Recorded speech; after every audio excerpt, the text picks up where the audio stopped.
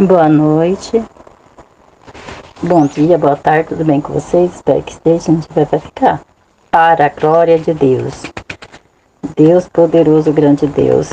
Nós vamos estar aqui meditando uma palavra para o nosso coração, que é uma palavra maravilhosa que nós podemos encontrar nas palavras do Senhor. Cristo era o centro da mensagem de Paulo. Da mesma forma, Pedro disse: em nenhum outro há salvação. Cristo também era o centro da mensagem do apóstolo Pedro. Cristo era centro da mensagem apostólica de todos os cristãos. E descendo Filipe às cidades de Samaria, lhes pregava a Cristo. As Escrituras são bem claras. Não há outro Salvador fora de Jesus Cristo. Não há exceções. Quando um cristão ou igreja esfria ou se afasta da fé, Cristo é logo tirado do centro. Outras formas de culto, filosofia e ideologias passam a ganhar espaço quando Cristo deixa de ser o centro da vida.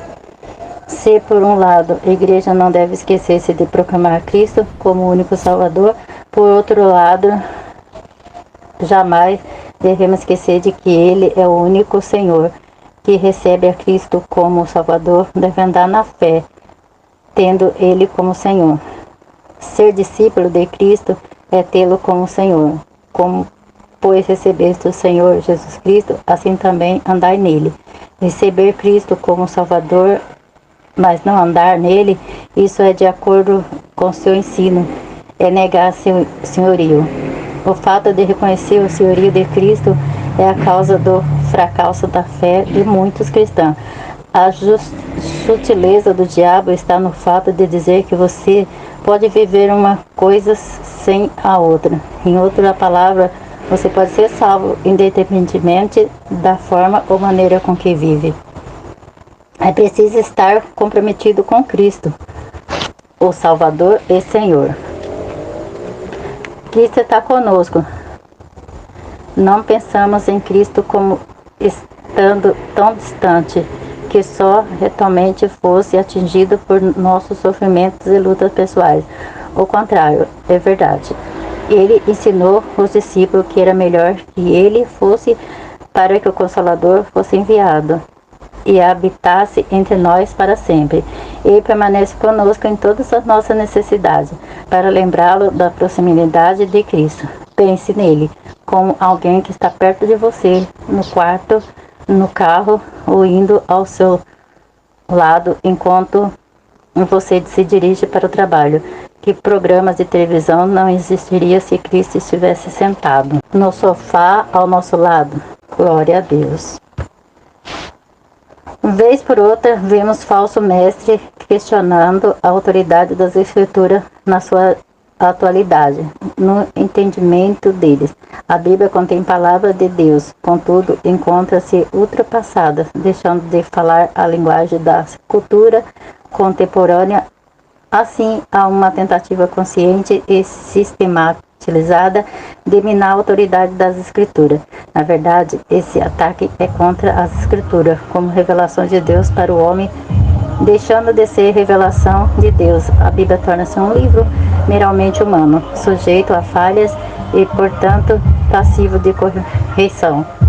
Convém dizer que a Bíblia é a palavra de Deus, a revelação de Deus ao homem, e como tal está sempre atualizada. Não é a Bíblia que tem que se ajustar em nós, mas nós mordamos pelas Escrituras. Quando a Bíblia deixa de ser a revelação de Deus para nós, então ela também deixa de ser nossa regra de conduta e fé. Uma igreja genuinamente evangélica precisa se conscientizar de que as Escrituras são fonte de valores estéticos, morais e espirituais, que devem nortear a vida do cristão. Se não fosse mediação das Escrituras, o cristão se encontraria desnorteado na sua caminhada. Como saberemos, por exemplo, dos maléficos da idolatria, se a Sagrada Escritura não nos orientasse sobre eles?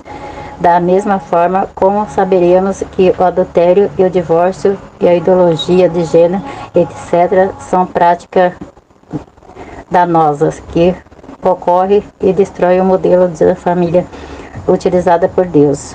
Somente por intermédio da Bíblia temos orientação segura e precisa sobre isso. O Espírito Santo que conduz o homem a Cristo. O Espírito nos trouxe a Cristo. Contudo, precisa ser dito que viver em Cristo, na prática do princípio bíblico, é impossível sem a ajuda do Espírito Santo. O apóstolo Paulo deixou essa lição bem clara quando escreveu os capítulos 6 e 7 e 8 da sua carta aos Romanos. Ali ele mostra que é possível ter a consciência do pecado, lutar contra ele e assim mesmo continuar subjugando. De acordo com o apóstolo, foi por meio da lei, o Espírito de vida, que o cristão pode vencer a lei do pecado e da morte. As Escrituras exortam o cristão a andar no Espírito como a única garantia de não satisfazer os desejos carnais. Sem o Espírito Santo é impossível vencer a sutileza do diabo. Há uma obra do Espírito no interior do cristão que o santifica para Deus. Podemos dizer que essa é uma obra consagradora do Espírito. Fomos purificados do pecado pelo sangue de Cristo.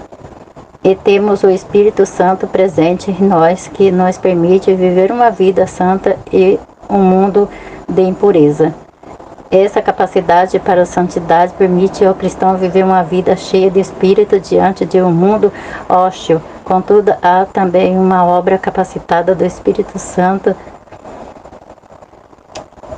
Esta capacitação diz respeito à habilitação do crente para ser um testemunho eficaz de Cristo no mundo, bem como viver vitorioso no Espírito. Glória a Deus, aleluia. Louvado seja o nome do Senhor, Deus poderoso. Essa palavra ela se encontra em Tiago, capítulo 4, versículo 7, que diz assim: sujeitai vós, pois, a Deus, resisti ao diabo, e ele fugirá de vós. Então nós temos que sujeitar a Deus e resistir ao diabo, e ele fugirá de nós. Mas se nós não resistir ao diabo, e aí a gente tá perdido, porque a gente vai começar a fazer tudo o que ele quer. Tudo o que ele quer. E aí vai ficar ruim. Muito ruim mesmo. O Espírito Santo, ele nos guia, ele auxilia nós na igreja. Por isso nós temos que buscar o Espírito Santo e o fruto dele, para que a gente possamos permanecer na igreja e quando partir daqui realmente para o céu, morar com Cristo. Oremos.